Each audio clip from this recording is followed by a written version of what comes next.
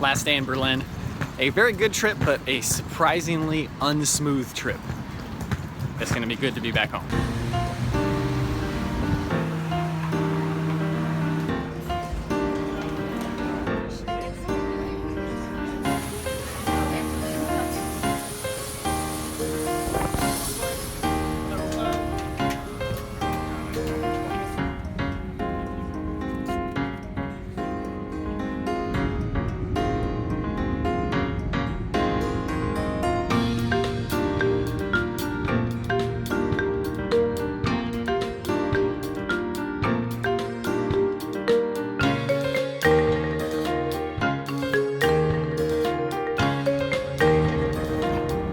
Should be the same meal. Last time I got chicken, this time I'm getting pasta.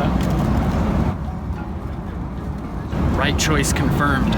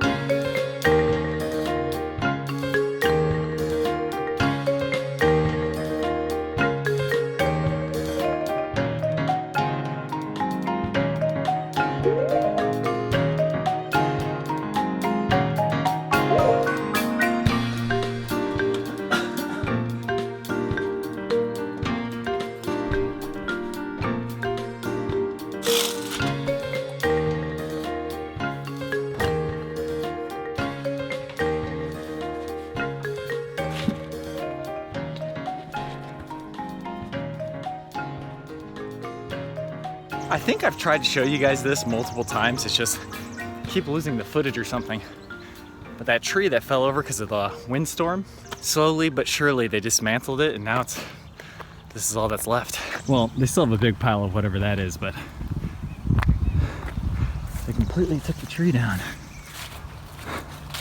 And there's a lonely squirrel hanging out here for some reason.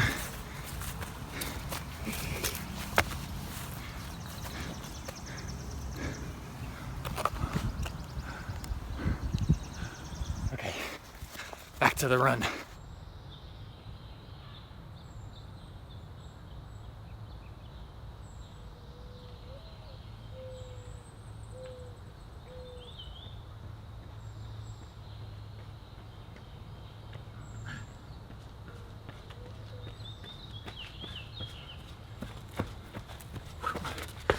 During my run, I thought of something, and part of what made me think of it is doing push-ups, so let me do those push-ups real quick and let's talk about that. Good mythical morning style. So first off, to Harrison Lamb, hopefully I was doing those push-ups right. After you told me my push-up form could hurt my shoulders, I looked up one YouTube video, so I don't think this is a new idea, and I think somebody in the comments has literally said this before, but I was thinking about setting goals, and I think that the problem that we normally have when we set goals is that we make them have an end point. So you might set yourself a goal like, I wanna run a marathon. The problem with setting a goal like, I wanna run a marathon is, what happens when you're done?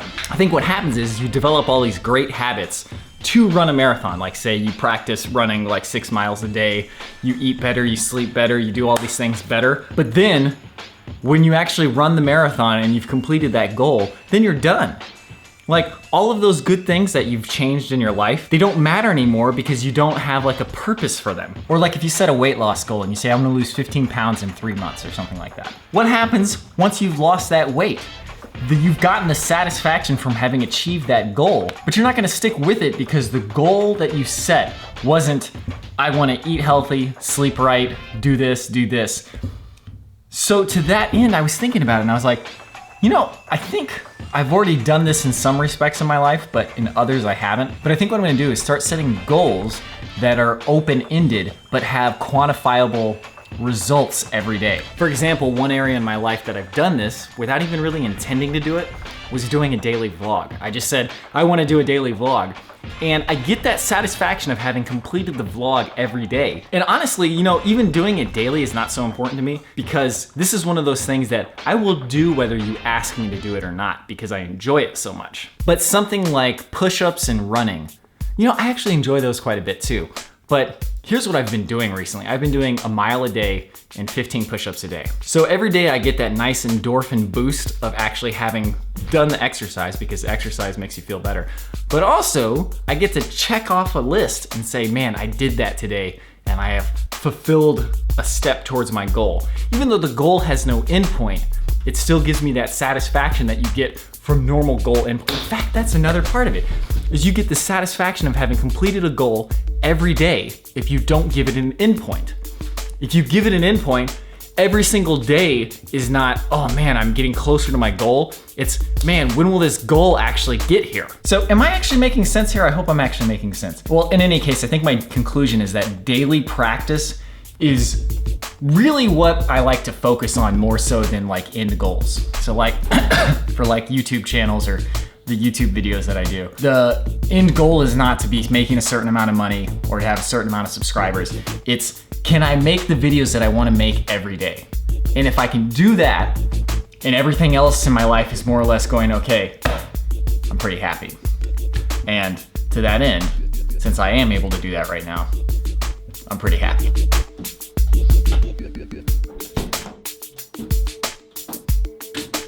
You know, I was thinking about what I just said, and having an open-ended goal actually doesn't make it any easier though. Cause like going to bed early every night is not something that's easy for me. And actually I don't even get that much satisfaction when I actually do it. I only get the satisfaction later when I've done it a couple days in a row and I feel really good. And to add on to that, I think to set goals where you have to not do something versus actually do something is way harder. I'm not gonna eat chocolate chip cookies. I'm not gonna stay up late. You know, people always think that like humans are just naturally lazy and that we don't wanna do things. I don't think that that is true at all. How many people do you know just do nothing every day? Like actually do nothing. Even watching TV is doing something. I mean, I know people who are lazy, but I mean, if you give them the right thing to do, they'll be excited to do it. Anyways, my point is that setting open-ended goals is not necessarily easier. It's just more worth your time. Because setting like some end goal, if I'm gonna run a marathon, you run the marathon and so what? Has that dramatically improved your life? But setting goals like, I'm gonna exercise for 20 minutes every day. I'm gonna work 30 minutes on this project every day that I've been putting off. All those things will like show actual tangible benefits to your life, rather than just saying, I'm gonna run a marathon, I've done the marathon, great, I can say that I've checked that off my list. You know what's weird is that it's like almost July and it's cold outside.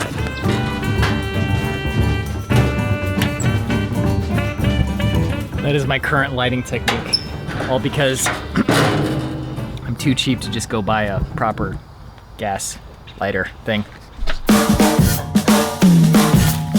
Burgerzeit. It means burger time in German, apparently. God, I love German. German is the best language.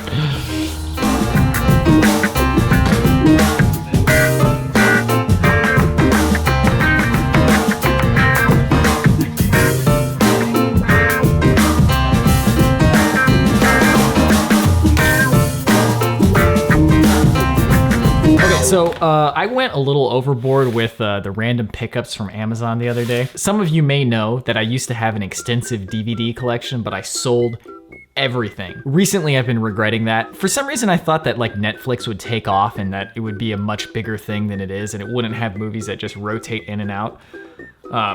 That has not been the case. Kikujiro, for one thing, I didn't know that they had made a Blu-ray of this, but for another thing, it contains a 90-minute documentary about the making of the movie. If you look at like Adventure Archives or any of the videos I've shot, it's super inspired by this guy's directing style. Tom Popo. This is the funniest, most interesting, heartfelt, awesome movie. It's hilarious. I love the style, how weird it is. Oh God, it's so good. Ever Oasis for the Nintendo 3DS. This was directed by the same guy who directed Secret of Mana. I don't put too much stock in his games because he's made plenty of stinkers as well. This seems like a spiritual successor to some degree to the kind of style of Secret of Mana. Like, you go into dungeons, you got 3 characters you fight, although it's not multiplayer, which is unfortunate. Dragon Quest VIII for the Nintendo 3DS. I played this on the PlayStation 2. It's the only Dragon Quest game I've actually finished, but this is just something I want in my collection, and I want to support American Dragon Quest games because for so many years we didn't get any Dragon Quest games in the US, and now finally they're bringing them, and probably nobody's buying them except for me, so these were totally impulse purchases. The prices weren't bad. They were like 20 bucks each, maybe a little bit less. Heroes of Mana, Final Fantasy XII Revenant Wings, and Final Fantasy Tactics A2 Grimoire of the Rift. You know, there's something about Square Enix games. Look at this artwork. Do you know how much this appeals to me? I can't even explain how much this artwork appeals to me. Not to mention the music. How much the music appeals to me. This game's soundtrack was actually done by Yoko Shimomura, who I've expressed my love for many times on this, what is this? This is not a podcast, on this vlog. Anyways, this feels like it's running forever. So that's it for today's multi-unboxing. It is time to go watch this movie. It's time to get down to writing this music. Let's do it. That's gonna do it for today's vlog. I just did an interview with this show called The List, I think. They're an online TV show or something, I don't know. Thomas set it up, but we all did Skype interviews, and that's gonna go online at some point. Maybe I'm not supposed to say that yet, who knows. Anyways, thank you for watching the vlog today. I'll see you guys tomorrow. Also, I wanna show you guys something. I don't know how many of you guys pay attention to audio quality, but I've got my microphone right here. I've talked about this in the vlog before, but the number one thing you can do to improve sound quality is just get the microphone closer to the sound source. And man, I almost like get aroused from good sound quality. Like, I know that sounds ridiculous, but production values is like the funnest thing to me. When you have like good lighting and good sound and good everything, it's just like, it's so great. As I said before, thank you for watching the vlog. I'll see you tomorrow.